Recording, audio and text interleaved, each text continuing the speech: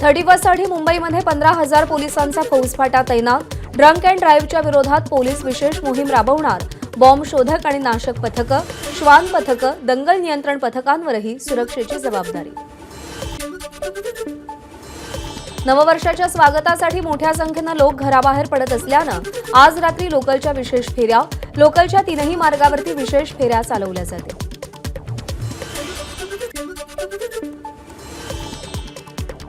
नवीन वर्षाच्या स्वागतासाठी चौपाट्यांवर होणारी गर्दी लक्षात घेता बेस्टकडून जास्तीच्या गाड्या. Gateway of India, Juhu Chowpatty, गोराई बीच, मार्वे बीच आणि मुंबईतील इतर समुद्र किनाऱ्यांवर जाण्यासाठी रात्री विशेष 25 बस चालवल्या जातील. मुंबई प्रवासी आरक्षण प्रणाली आज रात्री 11:45 ते 1:15 म्हणजे 1:15 या कालावधीत बंद करण्यात येईल. या कालावधीत तिकीटं काढता येणार नाहीत, त्यामुळे प्रवाशांची गैरसोय होईल.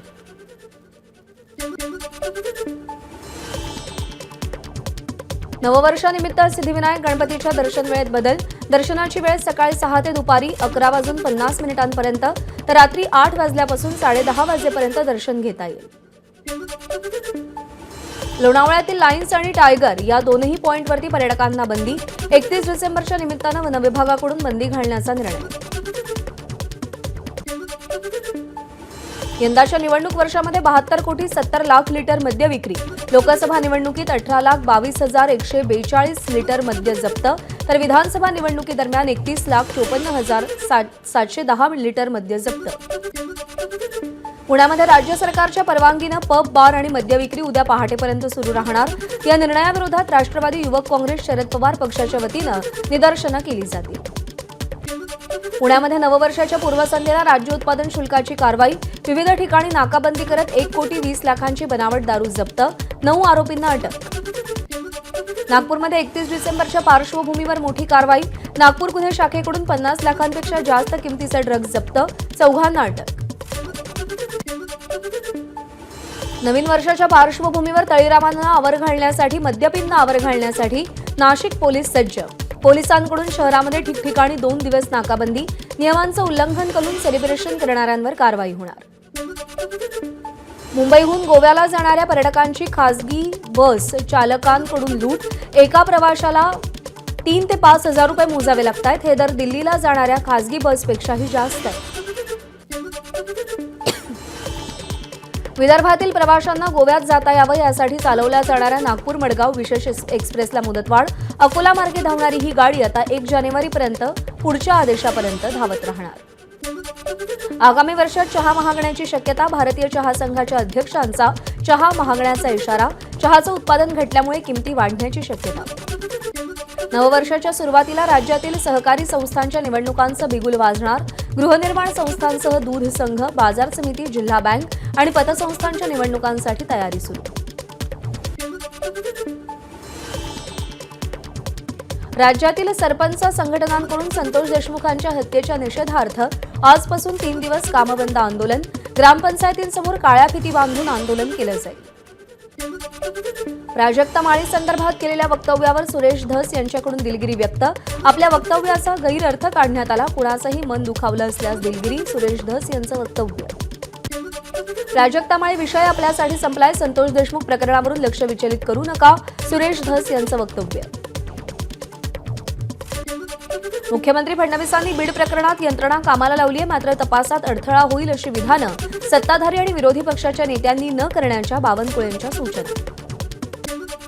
बीडमध्ये कायदा सुव्यवस्था राहिली नाहीये म्हणून मुख्यमंत्री फडणवीसांनी बीडचं पालकमंत्रीपद घ्यावं. सुरेश धस यांची मागणी. पालकमंत्रीपद कोणाला द्यावं हा महायुतीचा प्रश्न, पण बीड जिल्ह्यामध्ये अजित पवारांनी पालकमंत्रीपद घ्यावं. किमान त्यांचे सोंगाडी काय करतात हे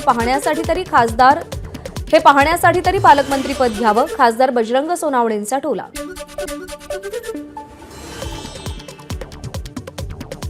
जिल्हाधिकाऱ्यांची भेट घेऊन शस्त्र परवाने रद्द करण्याची मागणी केली. सुरेश धस यांची माहिती. चिरीमिरीच्या बदल्यात बंदुकीचे परवाने मिळणार असतील तर बीड जिल्हा बिहारच नाही तर त्याही पुढे जाऊन काबूल होईल. धस यांची टीका. वाल्मिक कराडला पोलिसांची मदत आहे का याची माहिती घेणं सुरू. बीडचे पोलीस अधीक्षक नवनीत कौवत यांची माहिती. तर शस्त्र परवान्यांची तपासणी सुरू असून गरज नसलेले शस्त्र परवाने रद्द करणार. कौवत यांचा इशारा. बीडमध्ये सीआयडी पथकाकडून एका महिलेची तब्बल 4 तास चौकशीनंतर बीड पोलीस ठाण्यातून संबंधित महिलेची सुटका. वाल्मी कराडवर जाणीवपूर्वक कारवाई होत नाही, लोक विसरून जाण्याची वाट पाहतायत. मकोका लावणार असं सभागृहात सांगितलं होतं, पण अजून काहीच कारवाई नाही. जितेंद्र आव्हाडांची टीका.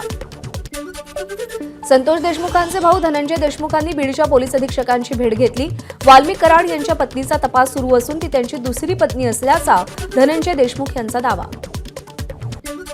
बीडचे सरपंच संतोष देशमुख अपहरण आणि हत्या प्रकरणी उच्च न्यायालयामध्ये क्रिमिनल रिट याचिका.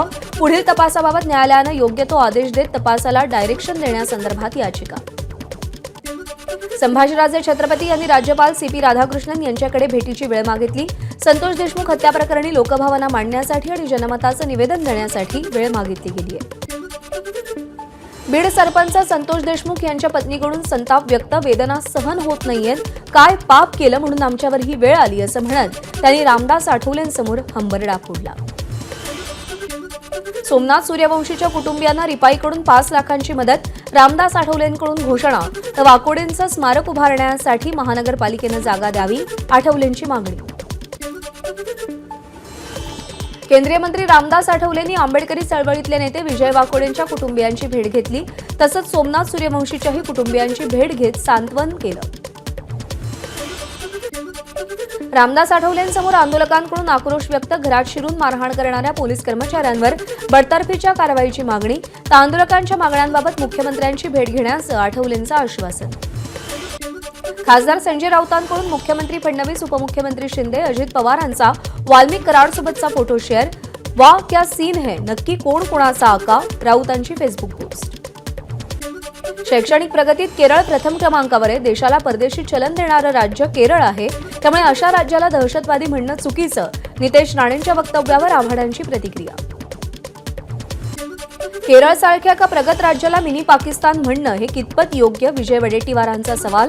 समाजात तेढ निर्माण करणाऱ्या नेत्यांनाच मंत्री बनवू या पात्रतेवर महायुतीचं राज्यात मंत्रिमंडळ, वडेट्टीवारांची टीका. मालेगावमध्ये बांगलादेशी रोहिंग्यांना भारतीय बनवण्याचा कारखाना. तहसील कार्यालयातून जवळपास 1110 बांगलादेशी रोहिंग्यांना जन्म दाखला दिला. किरीट सोमय्यांचा आरोप. बाबा सिद्दीकी हत्या प्रकरणात 24 आरोपींना 9 जानेवारीपर्यंत न्यायालयीन कोठडी. आरोपींना व्हिडिओ कॉन्फरन्सिंगद्वारे मकोका कोर्टामध्ये हजर करण्यात आलं होतं. बाबा सिद्दीकी हत्या प्रकरणातील आरोपींचा पोलिसांवर आरोप. बळजबरीनं जबाब नोंदवल्याचा आरोपी नितीन सप्रेनं सुनावणी दरम्यान दावा केलाय. पुण्यातील सतीश वाघ हत्या प्रकरणी पत्नी मोहिनी वाघची येरवडा कारागृहात रवानगी.